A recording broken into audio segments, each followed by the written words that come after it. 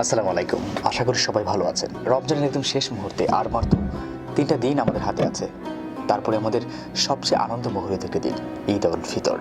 আর সেই ঈদকে সামনে রেখে আমরা জুমধারভাবে কেনাকাটায় ব্যস্ত হয়েছি। কারণ অফিস থেকে বের হয়ে যখন মার্কেটের রাস্তায় হাঁটা হয় তখন মানুষের ভিড়ে হাঁটা যায় না। আমরা সবাই কিন্তু এখন নতুন জামা কাপড় কিনা নিয়ে খুবই ব্যস্ত। আজকের এই ভিডিওর তৈরির একটাই কথা বলতে চাই, সেটা হচ্ছে কি আসলে আমরা যারা মোটামুটি ভালো অবস্থানে আছি, যাদের মোটামুটি অর্থ সম্পদ ভালো আছে, তারা ঈদকে সামনে রেখে আমরা ঈদকে কেন্দ্র করেই অনেক কেনাকাটা করছি। আমরা একটা জামার জায়গায় আমরা আরও নতুন কাপড় কিনছি, 3টা কিনছি, 4টা কিনছি, 5টা কিনছি। আমার সবার কাছে একটা অনুরোধ, এবং আমার বন্ধু যারা আছেন, আমার ভিউয়ার্স যারা নিয়মিত আমার সকল ভিডিও দেখেন, যারা আমার পেজে নিয়মিত ভিজিট করেন, তাদেরকে আমার একটি বার্তা এবং একটা কথা, আমার চাওয়া পাওয়া তাদের কাছে, তোমাদের কাছে, সেটা হচ্ছে আমরা হয়তো যাদের অবস্থা ভালো, যাদের অর্থ সম্পদ ভালো আছে, তারা ঈদকে সামনে রেখে আমরা 5টা-6টা নতুন জামা কাপড় কিনছি। আমার বিষয় হচ্ছে একটা জামা দিয়েও ঈদ করা যায়, কারণ ঈদ কিন্তু 5 দিনের নয়। ঈদ আমরা শুধু একটা দিনই পালন করে আসি, এটা সবচেয়ে আনন্দমুখরিত দিন।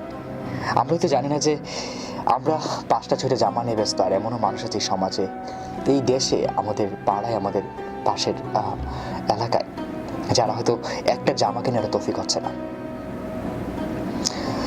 সো আমার এই ভিডিওর মাধ্যমে একটা বার্তা আমি সবার কাছে পৌঁছে দিতেছি, সেটা হচ্ছে এই খুশির দিনকে সামনে রেখে আমরা আমাদের কেনাকাটার ধুমটা একটু কমিয়ে যদি তার কিছুটা অংশ ওই মানুষগুলোকে দিতে পারি, যদি তারাও এই একটা দিন আমাদের সাথে নতুন জামা কাপড় পরে ঈদ পালন করতে পারে, তাতে সমস্যাটা কি? আসুন না তাদেরকে আমাদের সাথে ঈদ করতে সুযোগ তৈরি করে দিই। 1 মাস সিয়াম সাধনার পরে যখন পবিত্র ঈদ উল ফিতর আমাদের সামনে আসে, সত্যি তখন ধনী গরিব সকল ব্যবধান বলে আমরা কিন্তু একই সারিতে সবাই দাঁড়িয়ে ঈদের নামাজ আদায় করি। তো সেই সাথে আমি একটা অনুরোধ করবো আমার সকল বন্ধুদের কাছে, আমার সকল ভিউয়ার্সদের কাছে, যারা আমার ভিডিও দেখবেন, আমরা আমাদের চাহিদার ভিতরে রেখে তাদেরকে আমাদের সাথে ঈদে নতুন কাপড় পরে ঈদ পালন করার জন্য সুযোগ তৈরি করে দেই। কারণ আসুন না এই ঈদে আমাদের ভালোবাসা ছড়িয়ে দেই সকল সুবিধা বঞ্চিত মানুষের মাঝে, তাদেরকেও আমাদের সাথে ঈদ পালন করার সুযোগ তৈরি করে দেই। সবাইকে ঈদের অনেক অনেক শুভেচ্ছা এবং অভিনন্দন। ঈদ মোবারক। আশা করি সবাই ভালো থাকবেন, ভালো রাখবেন, এবং এই বাকি 3টা দিন এর মধ্যেও অনেক কিছু দেওয়ার সুযোগ হতে পারে।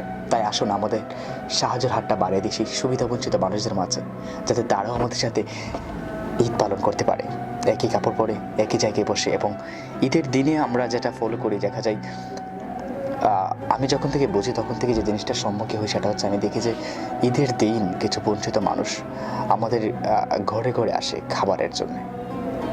ঈদের দিন আসলে মুসলিম ভাই কখনো এক ভাই আরেক ভাইয়ের বাসায় খাবারের জন্য আসতে পারে না, শুধু আসতে পারে শুভেচ্ছা বিনিময়ের জন্য।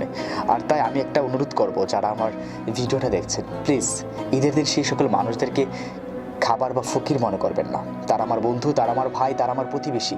আসুন তাদের সাথে শুভেচ্ছা বিনিময় করি, তাদেরকে আমার সাথে যে খাবারটা খাওয়া উচিত সেটা তাকে নিয়ে আমার ঘরে একই প্লেটে আমরা খাই। আর সেটা হচ্ছে মুসলিমদের ভালোবাসা এবং উদারতা। তাই আসুন নিজেকে প্রমাণ করি যে আমি বাঙালি এবং আমি মুসলিম। ঈদ মোবারক। সবাই ভালো থাকুন, ভালো রাখুন। আল্লাহ হাফেজ।